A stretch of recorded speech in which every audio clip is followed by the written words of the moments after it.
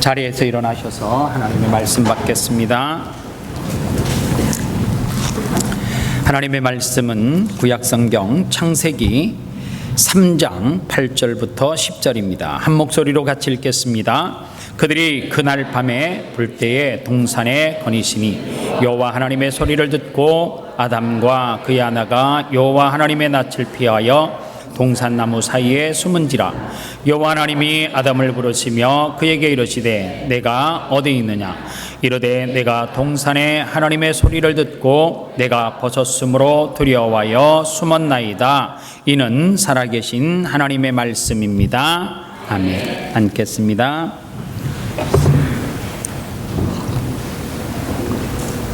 옆에 사람에게 말로 인사하지 아니하고 손으로 하겠습니다. 사랑한다라고 표현해 주면 좋겠어요. 예, 말은 안 해도 됩니다. 사랑한다라고 표현해 주면 좋겠어요.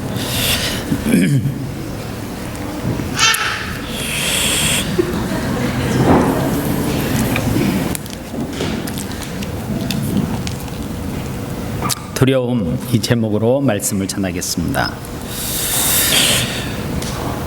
하루하루가 두려움의 연속입니다. 그 두려움에 장애물이 각각은 다르겠지만 요즘의 두려움은 공통적으로 두려워하는 신종 코로나 바이러스라고 하는 이 질병 때문에 수많은 사람들이 두려움과 공포 가운데 있습니다. 그런데 우리가 살아가면서 두려움이라고 하는 실체보다도 더 두려운 것이 뭐냐면 우리 마음속에 자리 잡고 있는 그 두려움의 실체보다 더 크게 자리 잡고 있는 두려움이라고 하는 단어예요.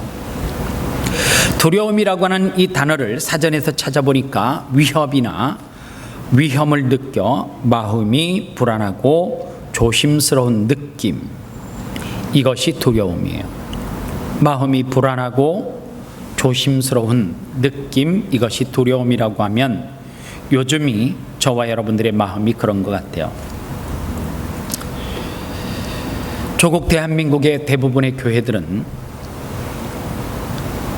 거룩한 주일임에도 불구하고 하나님 앞에 예배할 수 없는 참담한 현실 가운데 있습니다. 제 기억으로 한국 교회사 가운데 이렇게 전국에 있는 교회들이 예배를 드리지 못한 때가 있었을까라는 생각이 들어요. 그런데 우리는 또 하나 아셔야 돼요. 앞으로 이보다 더 큰 일들이, 재앙들이, 질병들이 우리 앞에 다가올 것이라고 하는 사실이에요.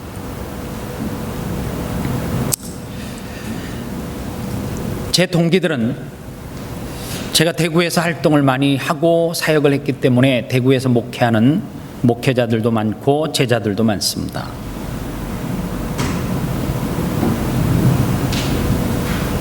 두 주째 예배를 하지 못하고 있는데 이번 주가 2주가 된대요. 그런데 앞으로 언제 예배가 다시금 드려질지 모르는 상황 가운데 있다라고 합니다. 하루속히 이 재앙과 같은 신종 코로나 바이러스가 잠잠해지고 경제도 또 사람들의 마음도 두려움도 사라지기를 간절히 바랍니다. 마귀는 우리 마음속에 언제라도 기회만 주어지면 두려움을 집어넣으려고 하는 것이 사실이에요.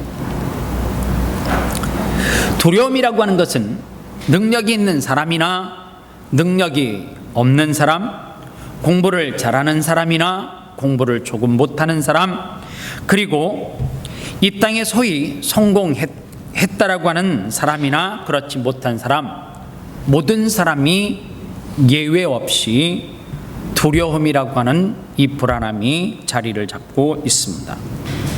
왜 사람에게 이 두려움, 불안함이 찾아올까라고 하는 거예요. 이 실체는 도대체 무엇일까라고 하는 거예요. 성경에서 두려움이라고 하는 단어를 가장 가장 처음 쓴 것이 어딘가에 관심을 가지고 찾아보니까 오늘 성경 창세기 3장 8절부터 10절 말씀에 있는 내용 중에 두려움이라고 하는 단어가 있습니다. 두려움의 실체가 뭔가? 두려움이 왜 찾아오는가? 성경은 첫 번째 두려움이 찾아오는 그 원인과 이유를 무엇 때문이라고 이야기하느냐면 오늘 본문 속에서는 죄 때문인데 그 죄의 내용을 간단하게 살펴보면 에덴 동산에 아담과 하와가 살고 있었고 그들은 벌거벗은 채로 살아가고 있었어요. 그런데 어느 날 그들에게 죄가 들어오면서부터 그들의 무엇이 보여지기 시작했냐면 벌거벗은 것이 보여지기 시작했어요. 그리고 성경은 그들이 그 벌거벗은 자기의 모습을 보고 숨었다라고 했어요. 숨었는데 그 숨은 원인이 벌거벗겨진 것이 원인이 아니라 자기들의 죄 때문에 자기들의 벌거벗은 수치가 보여졌기 때문이라고 성경은 말하고 그 숨은 그들을 향하여서 하나님의 소리를 들었다라고 이야기해요. 하나님의 소리를 듣고 무엇했으므로? 벌거벗었으므로, 다시 말하면 죄를 지었으므로 그들은 두려워서 숨었다, 이렇게 말씀을 정리하는 것이 맞을 것 같아요. 즉 두려움이라고 하는 것은 죄로 말미암아 하나님과의 관계가 어긋나게 될 때에 생기는 것이 뭐예요? 두려움이에요. 두려움은 하나님이 주시는 마음이 아니에요. 하나님은 우리를 공포와 두려움과 좌절감 이런 것들을 이용해서 저와 여러분들을 하나님만 섬겨야 된다라고 폭군처럼 우리에게 다가오시는 분이 아니라고 하는 사실입니다. 하나님은 지금도 여전히 우리를 사랑으로, 그리고 우리를 돌보심으로, 그리고 우리를 어두움 가운데 빛 되시는 곳으로 인도하시는 하나님이에요. 하나님이 만약에 폭군이라고 하면 하나님은 하실 수 있으시잖아요. 하나님은 못하시는 것이 없으시잖아요. 말 안 듣는 자녀가 있는데 어머니가 하나님 제 손 좀 봐주세요 그러면 하나님이 손 보면 되잖아요. 그죠? 하나님은 그렇게 안 하시더라는 거예요. 하나님 나를 너무너무 괴롭히는 사람이 있습니다. 하나님 손 한번 봐주십시오. 그렇게 해서 하나님의 자녀의 소리를 들으시고 하나님의 손 볼 수 있는데 하나님은 그렇게 안 하세요. 가끔 괴팍한 목사님들이 그래요. 여러분들 저에게 저의 영권에 도전을 하시면 제가 기도하면 하나님이 당신을 벌하십니다. 아니에요. 하나님은 절대 그런 하나님이 아니에요. 하나님은 죄가 미우니까 죄를 죽여주십시오. 그것을 들으시는 분이 아니고 하나님은 여전히 우리 안에 무엇하기를 원해요? 용서하기를 원하고 사랑하기를 원해요. 오늘 그런 의미에서 두려움이라고 하는 이 실체는 하나님이 우리에게 주는 것이 아니라고 하는 사실입니다. 오늘 그러면 이 두려움이라고 하는 실체가 우리 가운데 살아가면서 누구에게나 찾아올 수 있는데 이 두려움을 어떻게 싸워서 이길 수 있는가라고 하는 거예요. 첫 번째, 두려움을 물리치기 위해서 우리에게 필요한 것이 뭐냐면 하나님이 저와 여러분들에게 주신 능력이에요. 두려움이라고 하는 것이 왜 무섭느냐? 모든 사람으로 하여금 의욕을 빼앗아 가버려요. 산이 높아서 오르지 못하는 경우는 없대요. 그러나 그 산 앞에서 두려워서 내가 저 산을 올라갈 수 있을까라는 두려움이 내 마음 가운데 딱 자리 잡는 순간 우리는 그 산을 절대로 올라갈 수 없다라고 해요. 여러분들 민수기 성경에 보면 이스라엘 백성들이 광야 40년을 거반 다 지나오고 난 다음에 가나안을 앞두고 각 지파에 한 사람씩을 뽑아서 그 땅을 40일 동안 정탐을 하고 오라고 이야기해요. 그리고 그 정탐을 하고 온 다음에 10명에게는 무엇이 자리를 잡았어요? 두려움이 자리를 잡았어요. 그곳에 가서 그들을 보는 순간, 그 땅에 살고 있는 사람들을 보는 순간 그들에게 찾아왔던 것은 두려움이었어요. 그리고 그 두려움은 다시금 이스라엘 백성들에게 돌아와서 정탐을 하고 난 그 사실을 보고할 때에 뭐라고 이야기를 했어요? 그들은 너무너무 큰 거인입니다. 우리는 그들에 비하면 메뚜기와 같은 존재라고 이야기를 했어요. 두려움이라고 하는 것은 우리 속에 있는 무엇을 죽여버리느냐? 능력을 죽여버려요. 그래서 우리가 두려움을 이겨낼 수 있는 것이 무엇이냐? 우리 속에 무엇이 있어야 돼요? 하나님의 살아계시는 능력이 있어야 돼요. 정탐을 하고 왔던 2명은 똑같은 상황을 보고 그들에게는 무엇이 있어요? 하나님의 능력, 복음의 능력, 성령의 능력이 그들 속에 있었어요. 똑같은 거인들을 보았지만 그들은 우리의 밥이라고, 그들이 무슨 그들보다 더 커서 갈렙과 여호수아가 덩치가 더 크고 힘이 세서도 아니고, 똑같은 상황과 똑같은 현실을 보고 난 다음에 그들 속에 역사했던 것은 뭐예요? 복음에 살아계신 능력, 성령의 능력이 그들 가운데 무엇을 하게 만들어요? 두려움이라고 하는 실체를 보았지만 그 두려움을 이겨낼 수 있는 능력이 누구에게 있다고요? 내게 있음을 그들은 알았어요. 그러면 이 능력은 어떻게 얻어지는가? 이 능력을 어떻게 받을 수 있는가? 여러분들, 이 능력을 회복하기 위해서 필요한 게 있어요. 이 능력은, 복음의 능력, 성령의 능력은, 기도의 능력은 무엇을 통해서 줘요? 우리의 삶 가운데 예배자로 서 있을 때에, 즉 다시 말하면 하나님 앞에 예배할 때에 그 예배 가운데 하나님께서 무엇을 줘요? 우리 가운데 능력을 줘요. 무슨 능력이 특별한 집회를 하고 특별한 새벽 기도를 하고 특별한 저녁 기도회를 하고 그럴 때에 하나님께서 능력을 특별하게 주는 것이 아니라, 능력은 어떻게 오느냐?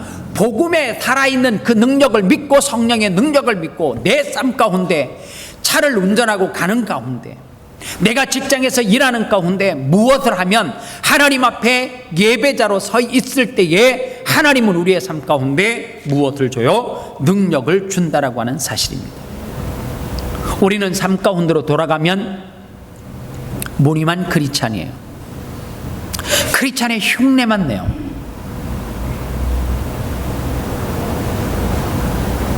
믿지 않는 사람들에게 없는 핸드폰의 웹에 보면 성경과 찬송이 깔려 있고요.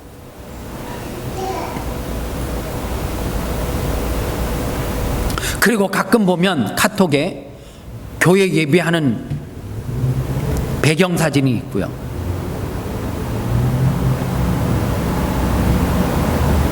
그런데 실질적으로 그들의 삶 가운데 무엇이 나타나지 않느냐? 능력이 없어요. 오늘 우리가 십자가의 능력을 회복할 때에, 복음의 능력을 회복할 때에 우리 속에 자리 잡고 있는 그 두려움의 실체를 이겨낼 수 있는 힘이 있어요. 두 번째로, 우리가 이 두려움이라고 하는 실체를 물리칠 수 있는 것이 무엇이냐? 두 번째 선물이 사랑이에요. 요한일서 4장 8절에 18절에 보면 사랑 안에 두려움이 없고 온전한 사랑이 두려움을 맺쫓나니 두려움에는 형벌이 있음이라. 두려워하는 자는 사랑 안에서 온전히 이루지 못하였느니라. 이렇게 말해요. 왜 불안하고 두려우십니까? 하나님의 사랑 안에 젖어 살지 못하기 때문에 그래요. 왜 두려워해요? 하나님의 첫사랑을 잃어버렸기 때문에 두려워요. 왜 두려워해요? 예배를 통해서 날마다 그분과의 첫사랑이 회복이 되어지면 우리의 삶 가운데 그분이 나를 품고 나를 사랑하시는 그 사랑이 자리 잡고 있기 때문에 무엇이 사라져요? 두려움과 불안이 사라져요. 그런데 우리가 예배를 통하여서 그 첫사랑을 회복하지 못해요. 그리고 그 사랑에 젖어서 살아가지 못해요. 그러다 보니까 우리 속에 어느 순간에 능력은 소멸되고, 그리고 우리 속에 살아가는 가운데 나만 혼자 남았거늘 외로운 거예요. 허벌판에 나 혼자 서 있는 것 같아요. 여러분들 절대 그렇지 않아요. 하나님이 주신 이 공동체는 누가 아파하면 여러분들 기도 안 하는 것지만 기도 다 하고요. 누가 고통하면 함께 우는 사람들이 얼마나 많은지 몰라요. 그런데 스스로 내가 그분의 사랑 안에 젖어 있지 못하니까 느끼지 못하는 거예요. 경험하지 못하는 거예요. 그런가 하면 하나님이 이 두려움이라고 하는 실체를 잃어버리게끔 하기 위해서 주신 선물이 뭐냐? 근신하는 마음이에요.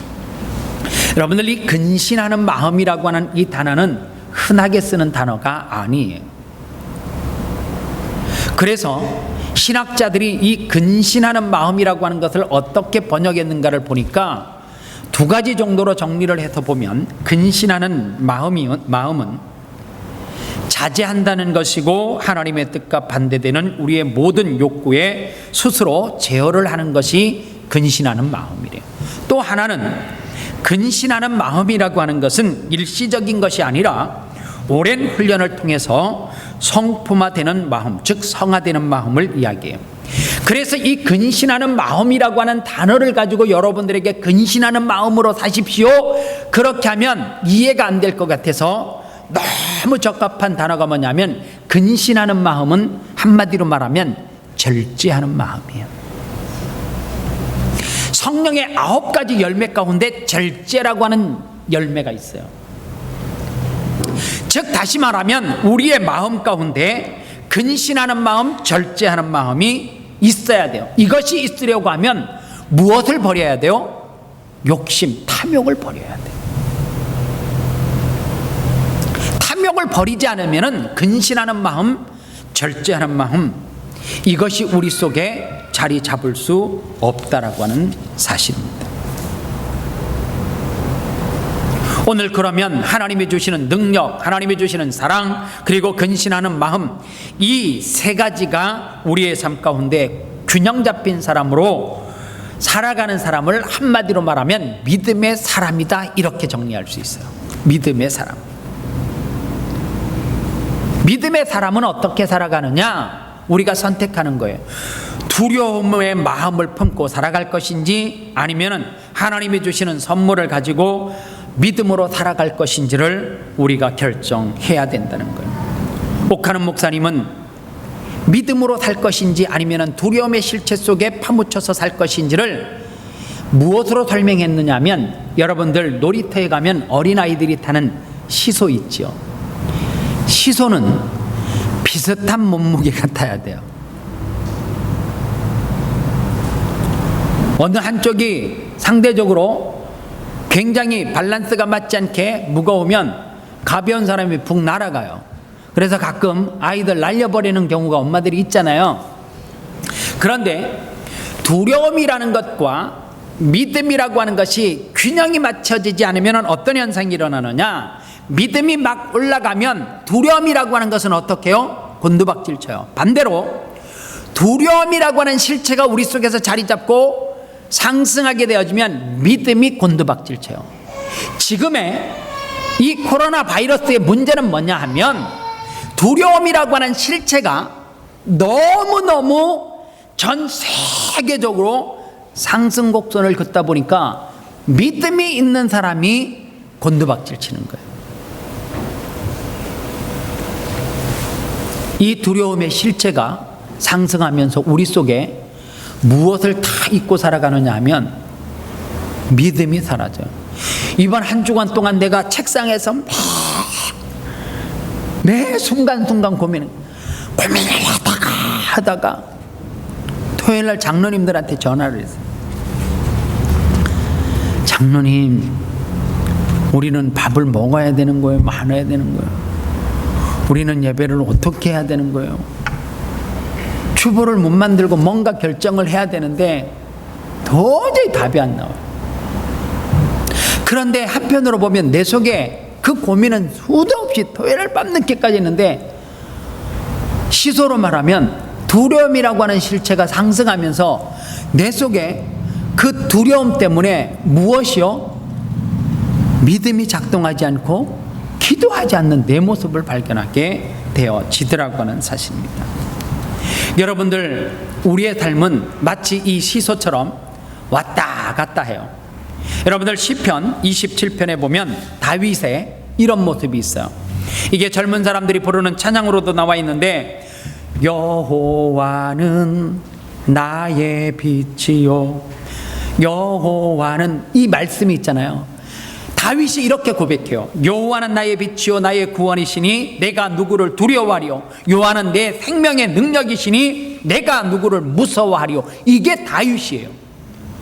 즉 믿음이 상승곡선을 그리니까 내가 어떤 사람 앞에 서도 내가 두려워하리요 염려 없습니다. 하나님이 내게 능력 주셨기 때문에. 그런데요, 사무엘상 21장에 보면 노비라고 하는 것으로 다윗이 도망을 하게 되었죠. 그리고 그곳에서 누구를 만나요? 아히멜렉을 만나요. 제사장 앞에 서요. 그런데 그 앞에서 목숨을 구걸해요. 그리고 비굴하게 거짓말을 해요. 그리고 그곳에서 밥을 얻어 먹으면서 비참한 인물로 그렇게 살아가요. 여러분들, 이럴 때 우리가 느끼는 것이 뭐냐면, 믿음이라고 하는 것은 고체가 아니에요. 믿음이라고 하는 것이 고체면 20년 30년 전에 내가 은혜 받고 충만했을 때 그 믿음이 굳어져 있다면 마치 벽돌과 같은 거면 차곡차곡 쌓아 놓으면 되는데, 믿음은 고체가 아니라 기체예요. 물과 같은 거예요. 쏟아질 수 있어요. 어느 날 믿음이 있는 줄 알았는데 홀랑 다 쏟아져서, 카페트에 쏟아져서 뭐를 하지 못해요? 다시 주워 담을 수가 없어요. 여러분들, 우리 속에 있는 두려움이라고 하는 실제가 쭉 올라가게 되어지면 믿음은 믿음의 그릇 가운데 그것은 액체라서 다 쏟아지고 없어요. 어느 순간에 두려움에 사로잡혀서 나만 혼자 남고 죽을 것 같은 생각이 들게 되더라고 하는 사실이에요. 사랑하는 여러분, 하나님은 지금까지 내가 경험한 그 하나님은 한 번도 나를 실망시킨 적이 없어요. 함께 안 했던 적도 없고요.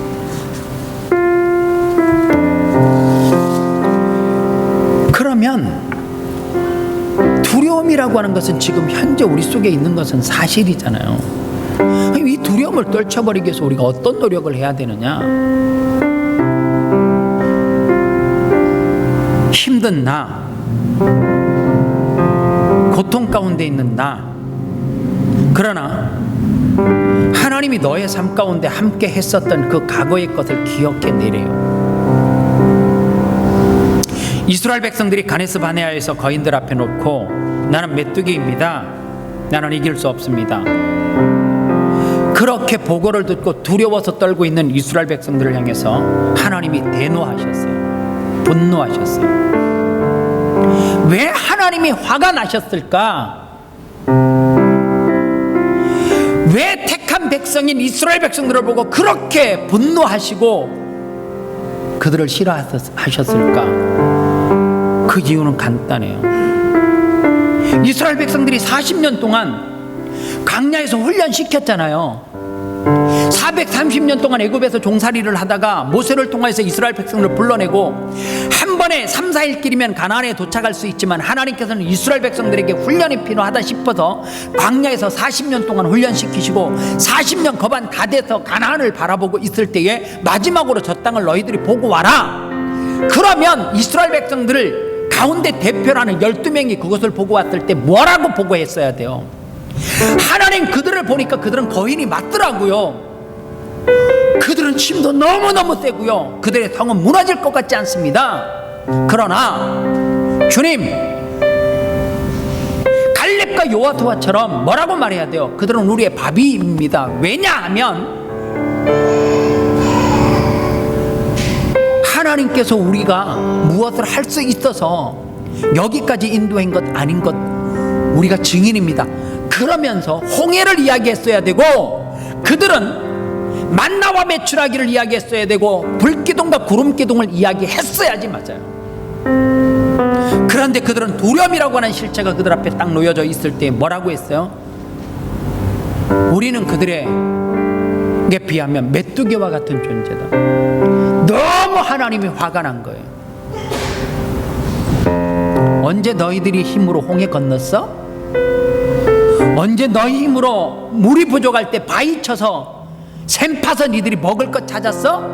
강야에서 물 한 방울 없을 때 내가 너희들에게 바위를 쳐서 물을 줬고, 그 홍해를 건널 수 없는 그 앞뒤 장벽이 있을 때에 홍해를 갈라서 밤새도록 동풍을 불게 해서 그 홍해를 마르게 하셨던 나는 뭐냐 이거예요.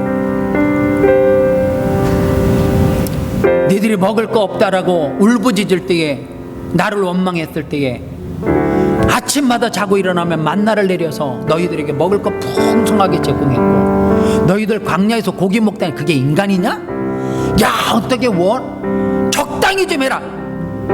내가 그런 마음이 들다가도 사랑하기 때문에 너희들이 고기 먹고 싶다 그러니까 내가 광야에서 무엇을 줬어? 메추라기를 해서 너희들에게 고기까지 줬는데, 아니 그 땅 거인 보고 와서 하나님을 믿는 너희들이 메뚜기라고? 하나님이 그래서 분노하신 거예요.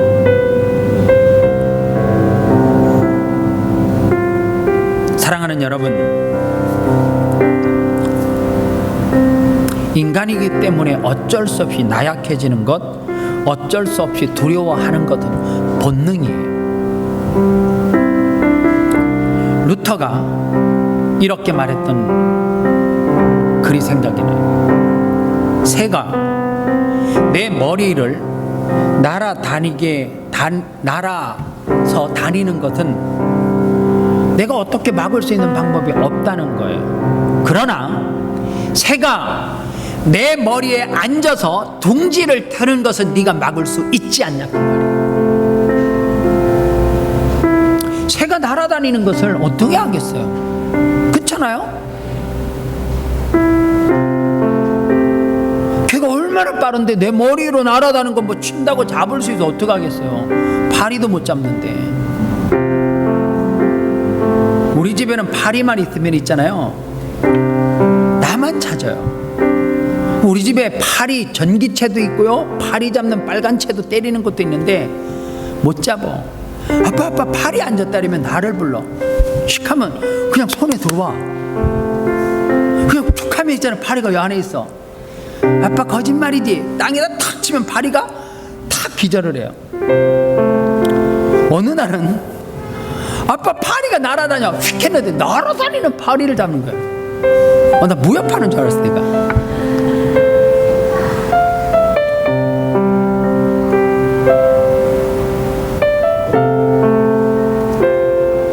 날아다니는 거 어떡하겠어요? 잡을 수 있는 사람이 있는가 하면 못 잡는 사람도 있지. 중요한 거, 파리가 내 밥그릇에서 구더기를 놓고 거기에서 밥을 딱 이렇게 하는 거는 우리가 막을 수 있는 거 아니냔 말이에요. 그거 우리에게 하라는 거예요. 네가 할 수 있는 것을. 죽겠다 하면 진짜 죽어요. 지금이 우리의 입에서 고백해야 될 때요. 살 수 있다, 할 수 있다, 회복될 수 있다. 난 참 이해 안 되는 게 있어. 난 우리나라 대통령 그 누구도 좋아하는 사람 없어요. 난 왜 자꾸만 대통령을 욕하는지 이해를 못 하겠어. 아니 지금 코로나로 뭐 탄핵을 시켜야 되고 또 한쪽에서는 탄핵하지 말자고 지금 대통령 그 청와대 청원해가지고 뭐 100만이 또 용서하십시오. 난 그 다 이상한 사람 같아.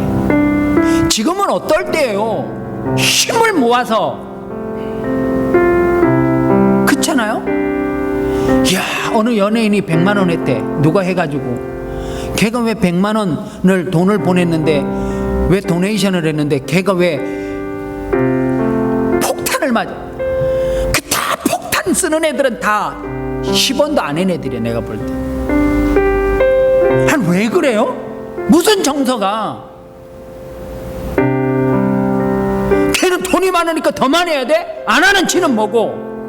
안 하면서 자꾸만 사람을 이게 이런 거 500만 원 정도 하면 마주겠구나. 안 해. 잘 안 하면 돼. 다 안 하게 만드는. 왜 그런 문화를 만드냔 말이에요.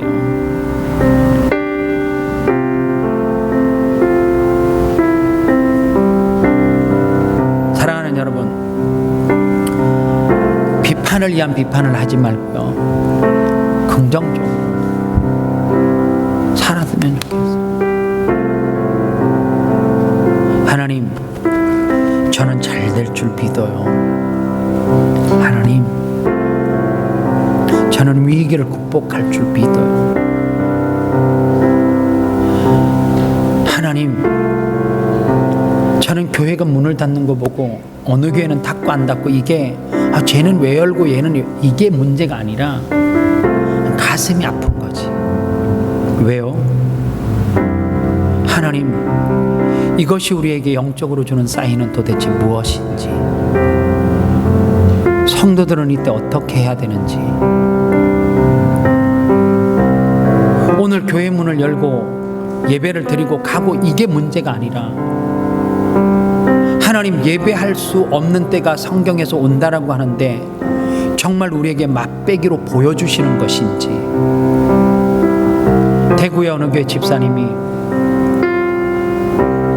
이번 주에도 예배를 할 수 없다는 통보를 듣고 어저께 교회 앞에 갔는데 가슴이 미어지더라고요.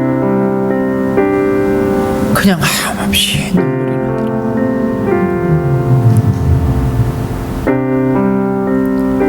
아무 의식 없이 성전을 들락거리면서 예배를 했던 나, 그런데 지금은 예배를 하고 싶어도 예배를 할 수 없을 만큼 철저하게 문을 봉쇄하고 닫고 있고,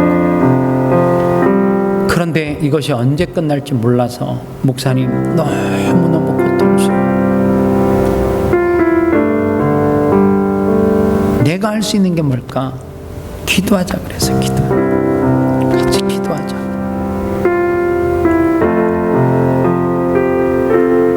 인터넷으로 예배 드리는 것, 여러분들 만약에 인터넷 예배, 교회 홈페이지를 통해서 예배한다 그러지만 예배가 될까? 아니, 전기가 나가면, 질병과 전기가 들어오지 않으면 그러면 성도들은 무엇으로 예배할까? 때는 점점 종말을 향해서 치닫는 것은 분명해요. 내가 아무리 몸부림쳐도, 내가 아무리 노력해도 내 힘으로 안 되는 상황이 올 수 있어요. 그럴 때 우리가 이렇게 고백하면서 찬양해야 되지 않을까 싶어요. 오늘 제가 이번 주 한 주간 동안 너무너무 고민하면서 염려하면서 살았지만 하나님 앞에 잊지 않고 불렀던 찬양이 이 찬양이에요. 하나님, 한 번도 나를 실망시키신 적 없으시고 언제나 공평과 위로로 나를 지켜주시는 하나님이었습니다.